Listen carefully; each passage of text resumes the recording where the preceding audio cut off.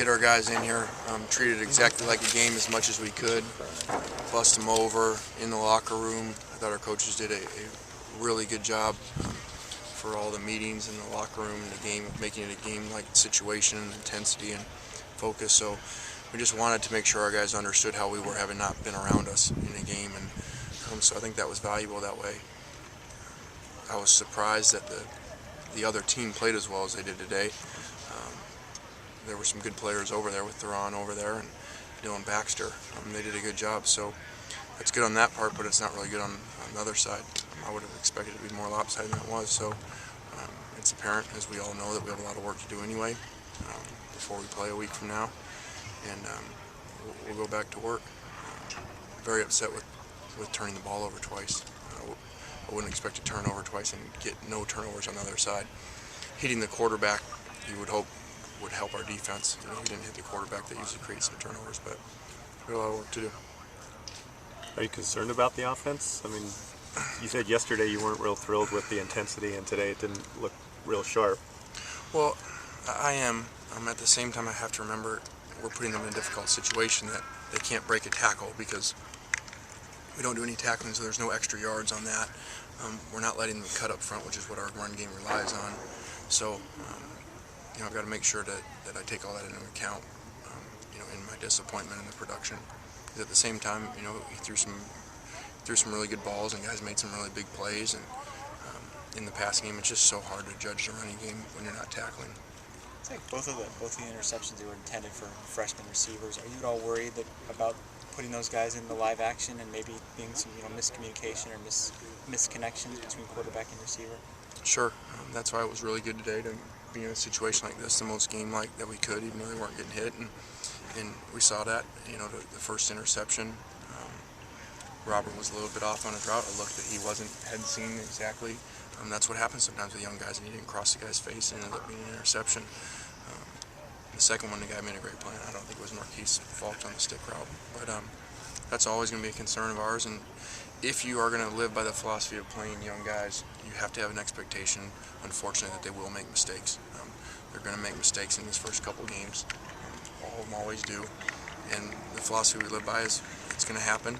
We're going to get it out of them right now so that they can help us win down the stretch, as opposed to, you know, wait until somebody gets hurt in week 4 or week 5 and you're in the middle of conference play and throwing a guy out there for the first time in a critical game. Once you guys get to the game, what's the emotions you guys are gonna have once you're there and ready to play a game?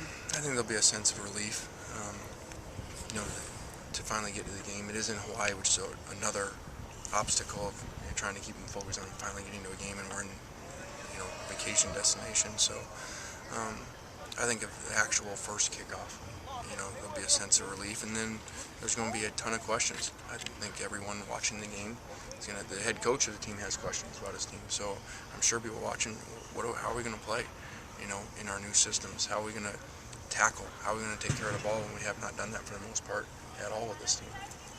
What do you think of the home-and-home series with Texas? I know it's in the distance a bit, but what do you think? I'd be real excited if I was still here, so we'll worry about that 7 years from now. Yeah, do you think you won't be? Do you think you won't be? No, I hope I'm here. But I'm not really worried about the schedule 7 years from now. We're worried about a game 7 days from now. Is there any update on Jesse Scroggins' status with the clearinghouse? Yes, Jesse, right before he came out, was cleared. He was actually out here today, so that's good to have him back. What's the status on Demetrius and Selma?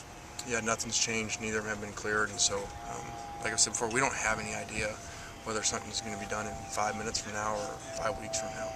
Just like Jesse, we heard at one point we thought Demetrius was closer than Jesse, and it ended up being opposite. So, how do you prep a little bit about the depth at safety? Yes, definitely, especially with Drew being not back yet.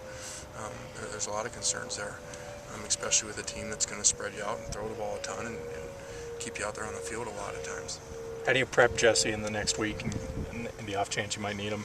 Yeah, we just do as much as we can and you know, spend as much meeting time as that we're allowed to with him and try to get him ready, because there's obviously some situations that he can play for us.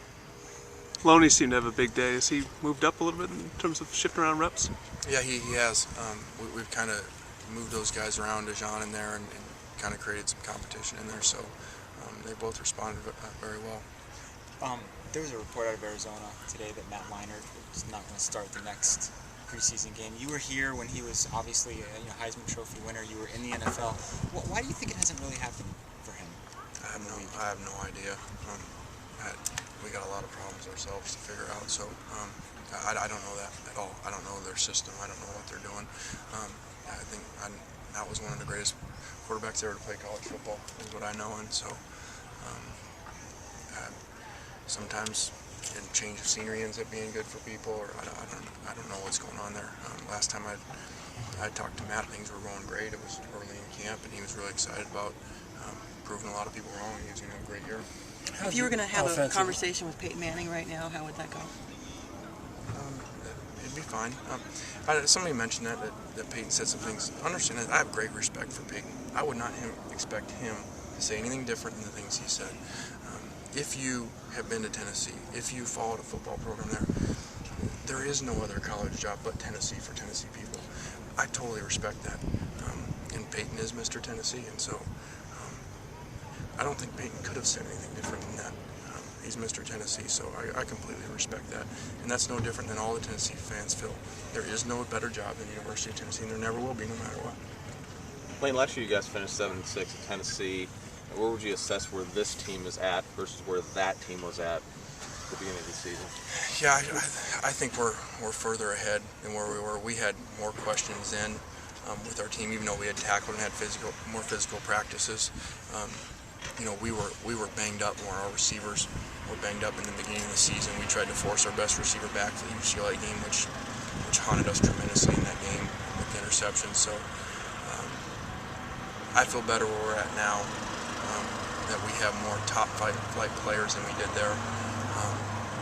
But as you can see by the way we practice, I'm scared to death of where we go if those guys aren't there.